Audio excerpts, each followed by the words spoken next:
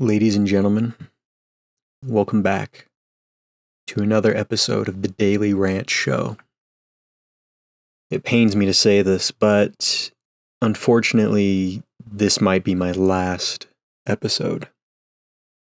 And the reason I say that is because of this video's title. This video is about forks versus chopsticks. Now, why is this my last episode? Well, this is a very close subject to a lot of people. And my thoughts, my opinions on this matter might result in my untimely death. Now, if I am to die within the next little bit, do not believe the news. Do not believe what you hear. I have been killed by Fork Co. and Chopstick Inc. They have conspired to kill me because I am speaking out against them. So, with all that said, let's get into this. Okay, forks versus chopsticks. Let's get into it, okay? Now, if you are from a Western country, you know how to use a fork. You might know how to use chopsticks. If you're from an Eastern country, you definitely know how to use chopsticks. And maybe you have a fork. You know, forks are useful for eating some things. Okay, now why does this matter? Well, it doesn't. Welcome to the show. Doesn't matter. Nothing on this show matters. But I want to talk about it because I want to talk about this weird idea that it has to be one or the other. Folks, this is the 21st century, okay? We get to enjoy all of the good things that have happened over the last 100 years. We didn't survive 2 world wars to argue about utensils, and yet here we are as a society. Now, forks. Forks are fantastic. Fantastic. They can be used with one hand, like chopsticks, but most importantly, minimal effort. 0 cognitive function. 0. Chimps can use forks. Ravens or blackbirds or whatever the really smart bird is can use forks. But chopsticks require a minimal, and when I say minimal, I mean truly minimal, level of brain function and cognitive function and motor skill function. So forks gets the W there. Literally anybody can use a fork if you have fingers. But forks are also great for noodles. Now I know what you're going to say. Wait a minute. That's what chopsticks, like that is the bread and butter of chopsticks. It's noodles. I'm talking more specifically like spaghetti, like Italian noodles. You know, noodles are meant to be wrapped around a fork and then swallowed whole. Like how those snakes eat the bird's eggs. That's how you're supposed to eat pasta. You're supposed to ball it up and eat it in a huge gluttonous bite. That's what God intended when he made the fork. Chopsticks, however, you have to slow it down and you have to eat your food and you have to enjoy your food, little bites. And that's just not how we do it here. Eating is something that you're supposed to do as quickly as possible so that you can move on to the next course. That's what we do here. And chopsticks, unfortunately, slow that down. Now, we'll get into the pros of chopsticks.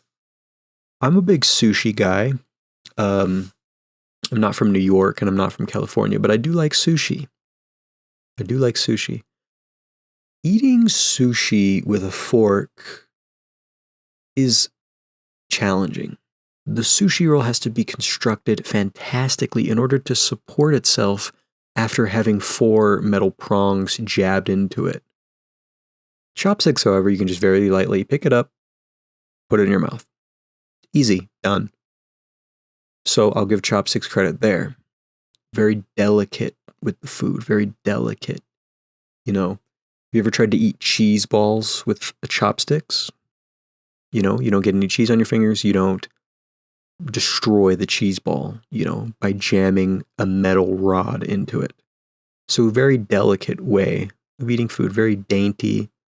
And I feel like you enjoy the food more. Now, if you don't know how to use chopsticks, I implore you to learn. I implore you to learn because it's just a good skill to have. You never know when you're going to be in one of those situations. You go out to an Asian restaurant or something and you might just want to use chopsticks. You might want to be that guy. That that knows how to use chopsticks. I'm not saying you have to brag about it, but it doesn't hurt to know. Now, it's also nice to know because it's just a new skill. It's a new skill. And you'll find that while you're learning to eat with chopsticks, you're going to enjoy the food more. And you might be thinking, why would me struggling to eat make me enjoy it more? Well, think of it this way. You have a delicious meal sitting right in front of you. A delicious bowl of whatever, bowl of noodles. We'll say noodles. A delicious bowl of noodles. It's like the apple in the Garden of Eden.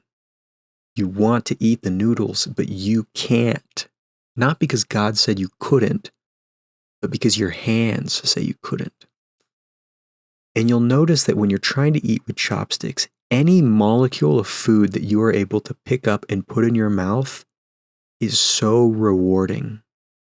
When you're learning, it feels like every single time you put food in your mouth with your chopsticks, even if it's terrible form, you feel like you've gained more experience. You can watch yourself and you can taste yourself improving in real time. It is fantastic, ladies and gentlemen. I wish I could forget how to use chopsticks so I can learn over again. I wish I could bash my skull in and forget how to use chopsticks so that I can taste that sweet nectar once again.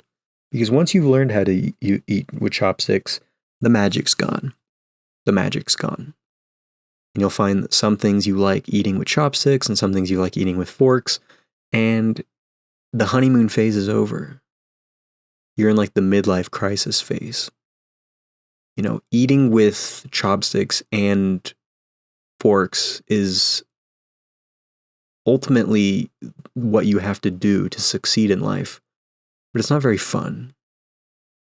It's not very fun.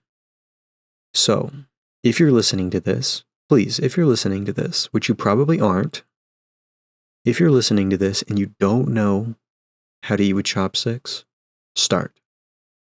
Try it. It's going to be very hard. It's going to be one of the hardest things you've ever done. More people are doctors than people who can eat with chopsticks. It's that rare of a trait. So, when you're learning, you'll have the best eating experiences of your life. And if you don't, feel free to return your chopsticks. Return to sender. Take this entire show with a grain of salt. But please, make some consideration. Thank you for listening, and I will see you tomorrow.